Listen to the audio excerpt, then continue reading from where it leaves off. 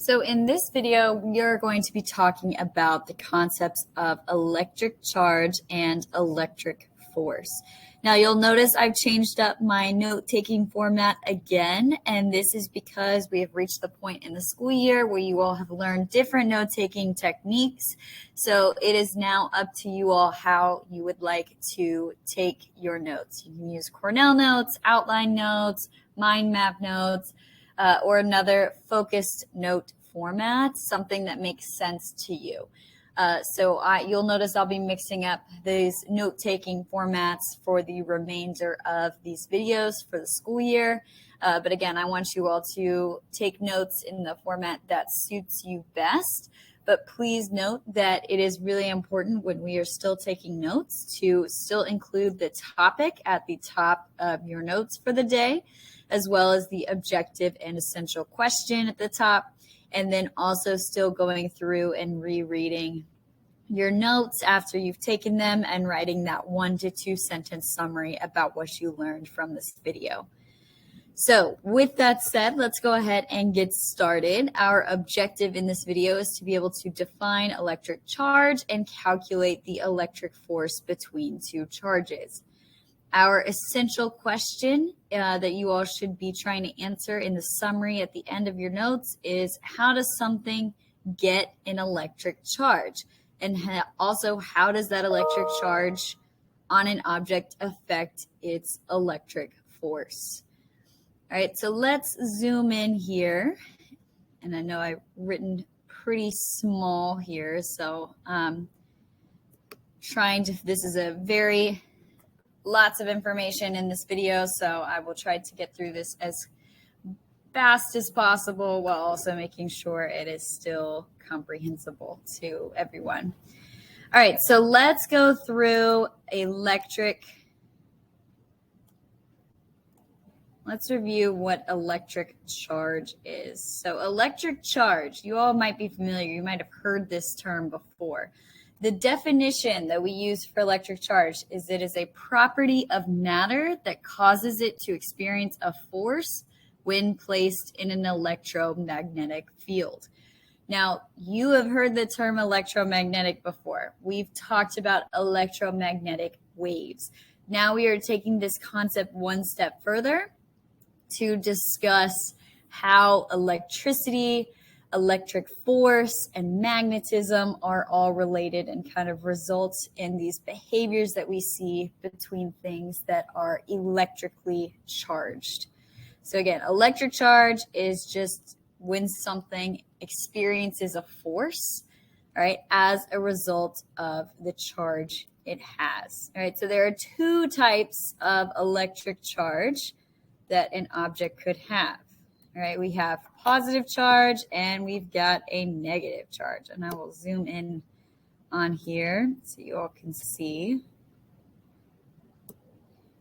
Two types of charge.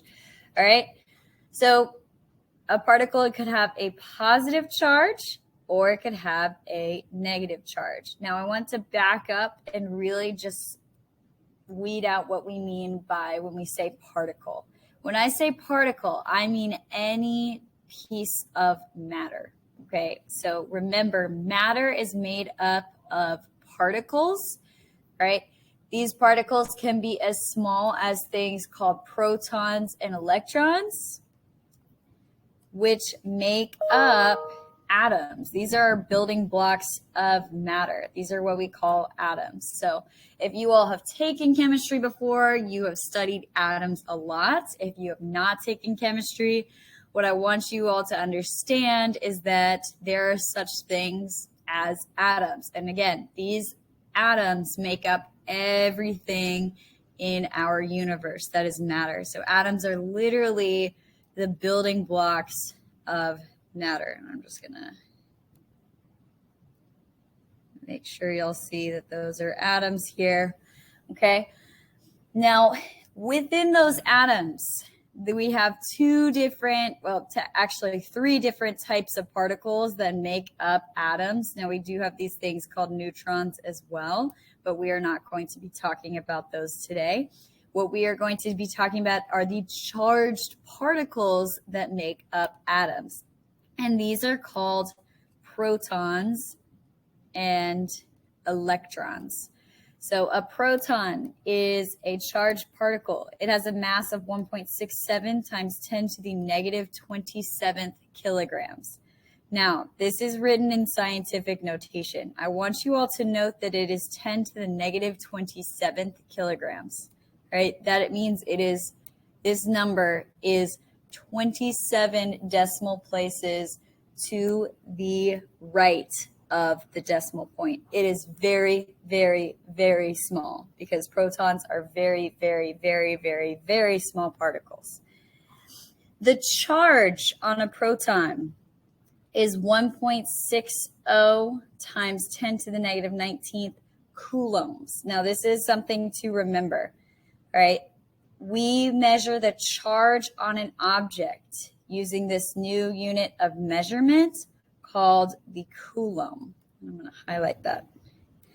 That is our new unit of measurement we will be using to measure the electric charge on an object. In contrast, we have things that are negatively charged, such as electrons. Now, electrons are very, very small particles as well. They are even smaller than protons. Their mass is not 9.11 times 10 to the negative 31st power and 10 to the negative 31 kilograms. All right. So this mass is even smaller than the mass of a proton. All right. This is 31 decimal places to the right of the decimal point. Very, very, very small. But you'll notice that the charge of an electron is the same as the charge of a proton. I'll underline those here. These charges are equal in number, but notice they are opposite in charge. Our protons are positively charged, and our electrons are negatively charged. Our charge on an electron is negative 1.6 times 10 to the negative 19th coulombs. So together, these particles make up these things called atoms, which are our building blocks of matter.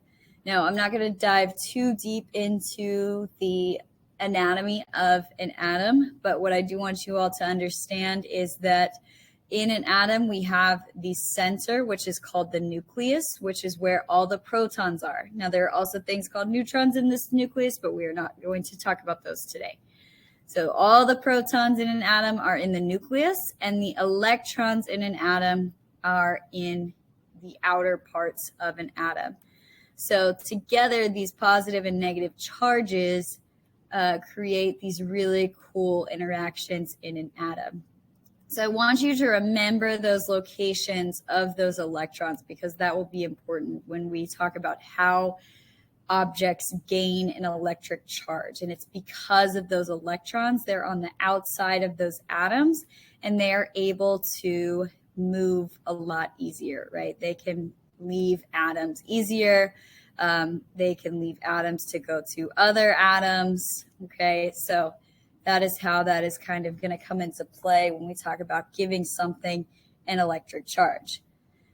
Now, these atoms also are elements, can make up elements on our periodic table. So again, not trying to dive too much into chemistry, but these elements are also important for building substances we see in our natural world. So I've drawn two hydrogen atoms and an oxygen atom. If you were to stick these atoms together, all three of these atoms together, you would get something called H2O. Now, if you're familiar with chemistry, you know that H2O is water. So these three atoms come together to form a water molecule. So pretty cool stuff happening with atoms. So that's kind of the basics on the smallest charged particles. Now let's talk about how something might acquire an electric charge. How do you charge up an object? We've got a couple different methods to charging up an object. The first is using friction. Now, you all might have done this before if you've ever worn like wool socks or something and walked around and rubbed those wool socks on a carpet and then tried to shock your siblings. That's a fun little prank to play. Not that I'm encouraging that, but that is using friction to give something an electric charge. All right, so friction, how this works is that the rubbing of objects together causes this transfer of electrons. So if we zoom in on these diagrams here, right, this first scenario on the left, these two objects have an equal number of electrons and protons. But once we start rubbing those objects together, we see that all of a sudden those electrons get transferred over to the bottom object, leaving only protons in the top object. So if there's only protons in the top object, that top object has now acquired a positive charge. The bottom object now has more electrons than protons, and it now has an overall negative charge. So that's how we use friction to charge up an object. We've got another technique to charge up objects. I'm going to zoom out just a tad more. And this is called induction. Now, induction is when an electrical conductor becomes electrified when held near a charged object. Now, I do want to make sure we are clear on what a conductor is. A conductor is any substance or object that allows charged particles to flow easily through it. All right, so there are some objects in our universe that are better conductors than others, right? Metal is a wonderful conductor. It really carries that electric charge very well. That's why when we build electronics, we use metal wires all the time because they're really good at carrying electricity and that electric charge. So when we use induction, what is happening here is that we have a conductor. I can zoom in here. We have a conductor, and again, it is made up of an equal number of protons and electrons initially, and they're all scattered about in that conductor. But when we hold up a charged object to that conductor, say we hold up a positively charged object to the conductor, what happens is the charged particles in the conductor begin to separate. So all of a sudden we start to see this attraction and this movement. We see this attraction between the negatively charged electrons with the positively charged protons in the charged object. So we'll talk about how or why that happens in just a moment. But what I want y'all to understand is that when you hold up a charged object, it is going to change how those protons and electrons, or those charged particles in that conductor, are arranged within the conductor. They kind of start to separate because those electrons are attracted to the positively charged object. Now, the last thing you could do to give an object an electric charge is just using contact, just touching an object. All right, let me just zoom out so you all can see, and I'll highlight this term. All right, using contact. When a charged object makes contact with a neutral object, electrons are transferred. Now, we see this happen quite a bit if you've ever touched a metal doorknob, especially even in the winter time. All right, so metal is, again, a very good conductor. It's going to have those charged particles. Now, sometimes it's going to be negatively charged. So if you touch a metal doorknob and it's got extra electrons around floating around in that metal doorknob, those electrons are going to be transferred to your hand, which is a neutral charge. It doesn't have a charge at the moment. All right, so when those electrons are transferred, that's when you feel that shock from touching that metal object. So that's how we charge something by contact. Now, you might wonder, why is it always the electrons flowing, not the protons? The protons are not going anywhere because the electrons are the ones that or electrons flow because protons are important because they tell us the identity of the atom. So remember when we talked about the periodic table of elements, each atom has an identity which determines what element it actually is. All carbon atoms have 6 protons. All oxygen atoms, and I'll write this here so you all can see. This is carbon. This is what carbon's little square looks like on the periodic table. Oxygen. Again, this is what oxygen square looks like on the periodic table. So all atoms have an identity which is determined by the number of protons they have in their nucleus. Carbon atoms always have 6 protons. Oxygen atoms always have 8 protons in their nucleus. So we don't want the protons to flow because then that's going to change what the atom is, right? If we allow the protons of oxygen to flow within a water molecule, it's no longer going to be water because there's no longer going to be oxygen in water. Remember, water is made up of 2 hydrogens and 2 oxygens. So if we change up the oxygen in that water molecule, then it's no longer going to be water. All right, so that is why electrons are the ones to flow between objects, not protons, because protons would actually change the identity and the actual substance of the object. All right, so now that we've gone over electric charge, we can talk about the electric force. The electric force is the attractive or repulsive force between 2 charged objects. So now that we've established that objects can have a charge, let's talk about how those charges interact with one another. And that is the electric force that they experience with each other. So I'm going to zoom in here.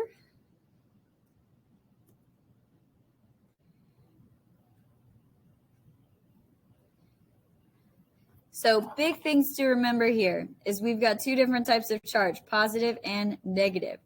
Anytime those charges are the same, so if 2 positive charges are next to each other, or if 2 negative charges are next to each other, they are going to repel. So the force that we are measuring here is this repulsive force between these like charges. So they're going to feel this repulsion between each other because they are the same charge. All right. In contrast, opposite charges attract. They start to feel this attractive force between them.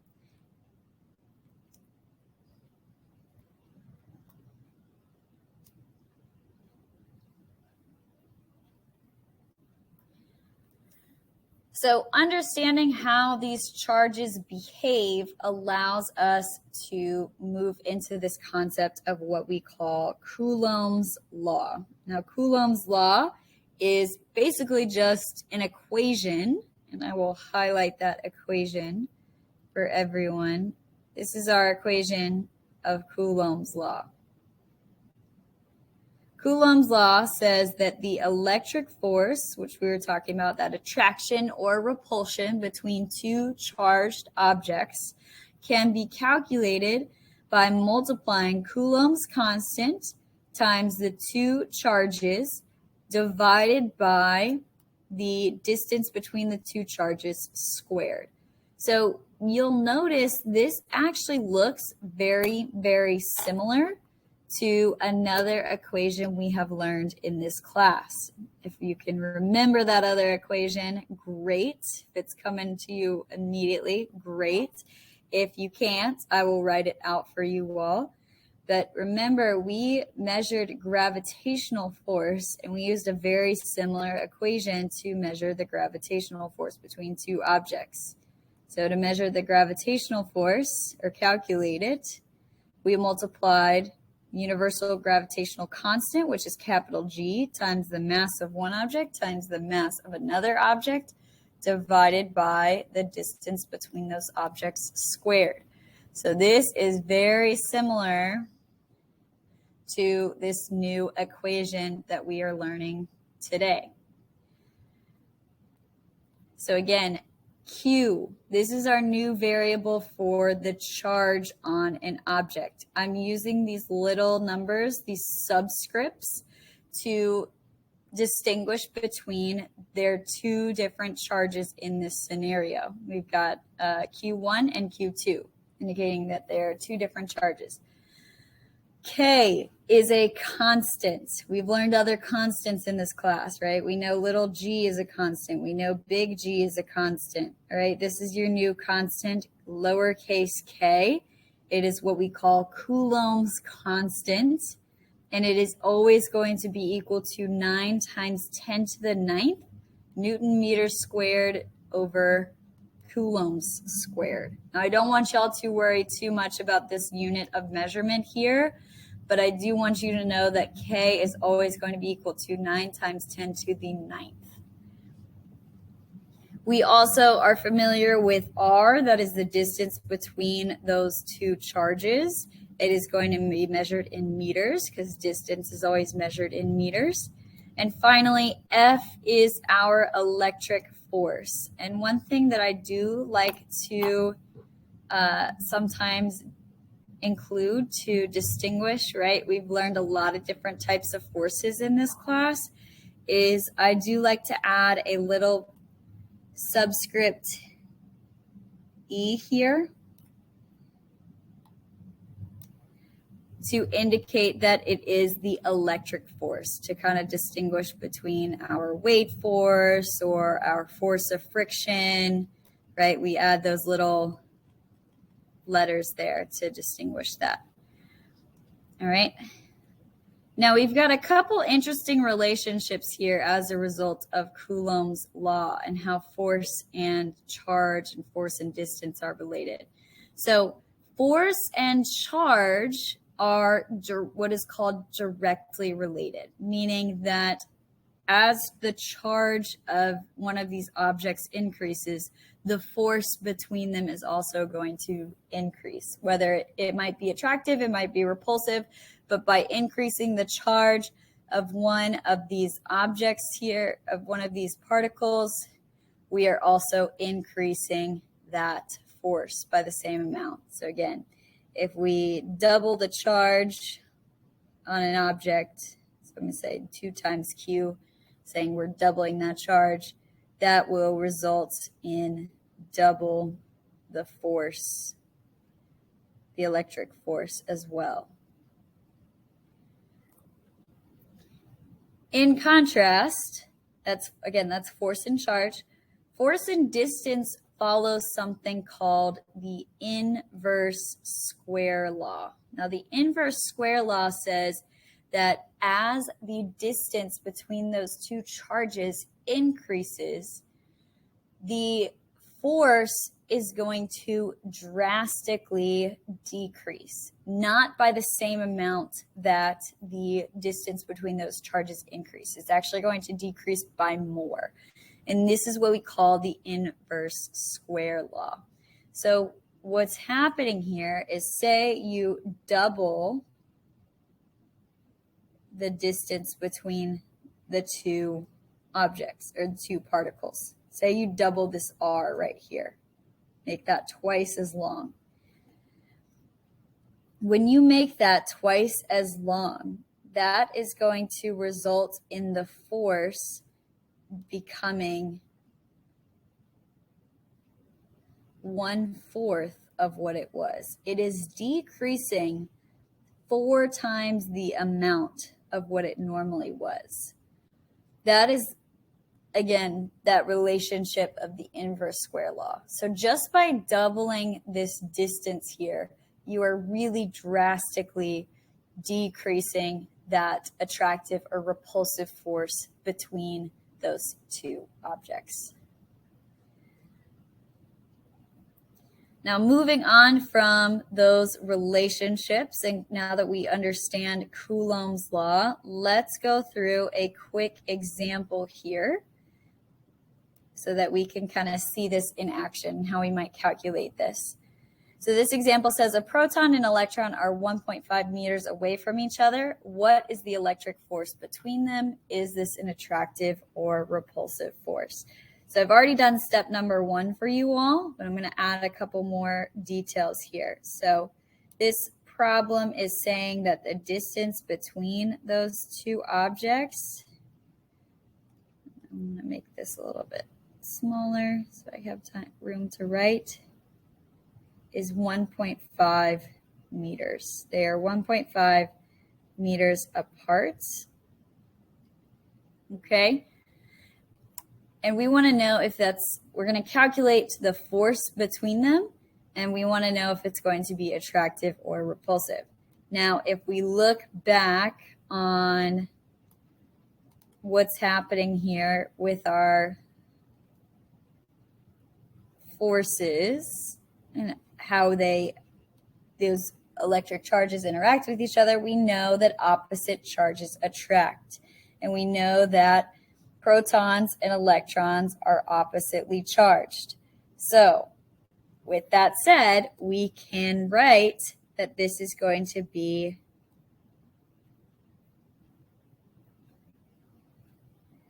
an attractive force.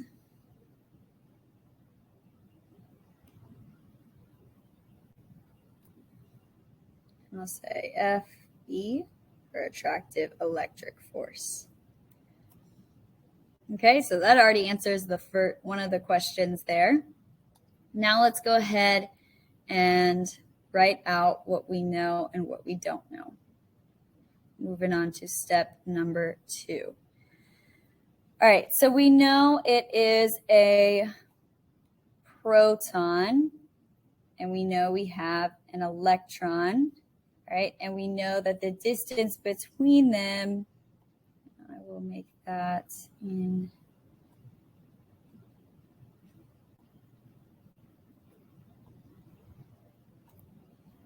the distance between them is 1.5 meters. So let's quickly just go ahead and write that in there. We know that R, which is the distance between those two charges, is 1.5 meters. Okay. Now, we're not given any other numbers here, but we do know that there's a charge on a proton and an electron. So let's go ahead and scroll back up to our information about protons and electrons.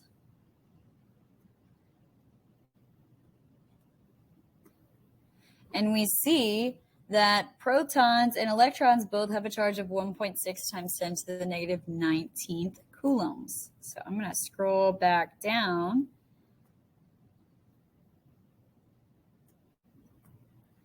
Zoom in here.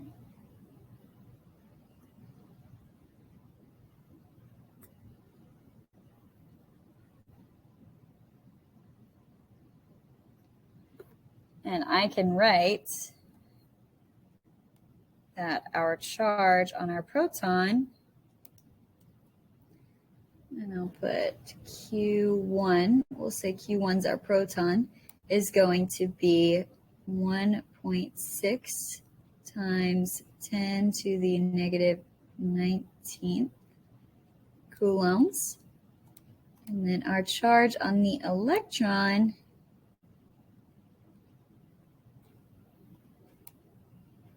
all right, is Q2 is negative 1.6 times 10 to the negative 19th coulombs.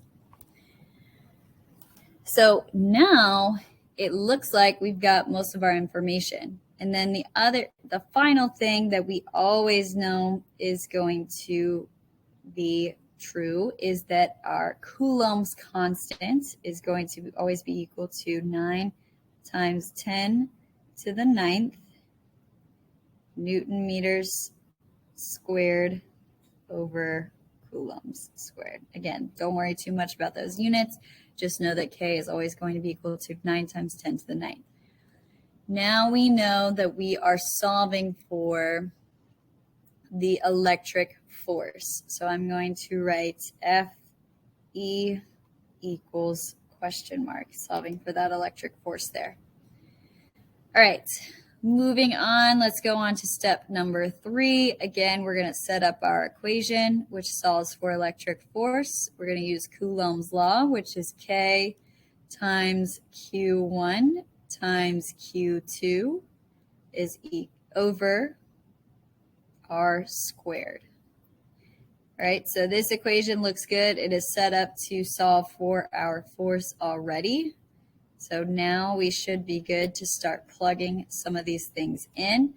I'm going to go ahead and plug K in, and I'm going to use lots of parentheses here to separate some of these numbers because we're using big numbers in scientific notation. So I want to make sure my order of operations is correct. So we've got K, which is equal to 9 times 10 to the 9th. So again, I'll just plug in these numbers where they belong. So plugging in K first. All right. Then we've got Q1, which we said was going to be, Q1 was going to be our proton. So Q1's charge is 1.6 times 10 to the negative 19th. All right. And then finally, we've got Q2, which we said was going to be our electron. So our electron's charge is negative 1.6 times 10 to the negative 19th coulombs. All right, now that we've got all the top plugged in, we will plug in our bottom part, which is our distance between those two charges, which we said is 1.5. So 1.5 is our number for R. And remember, do not forget that square number. So this is a really, really big equation with lots of big numbers. So again, I'm going to draw one more set of parentheses around here to indicate that I'm really separating the top of this equation with all those numbers in our numerator from the bottom of our equation. And I just want to indicate that this is all being multiplied together up here, and it is being divided by 1.5 squared. Now, the best thing I would recommend is just plug this all in your calculator, making sure you were typing this all in correctly, using all of those correct parentheses in the right place. And you all should get an electric force of 1.02 times 10 to the negative 28 newtons. Remember, force is measured in newtons. So that should be your all's final answer for this problem. All right, I know that was a long video and we went over a lot, but I hope that was helpful and giving you an introduction into electric charge and electric force. So again, please remember to write your summary at the end and bottom of your notes. And I look forward to discussing this more with you all in class.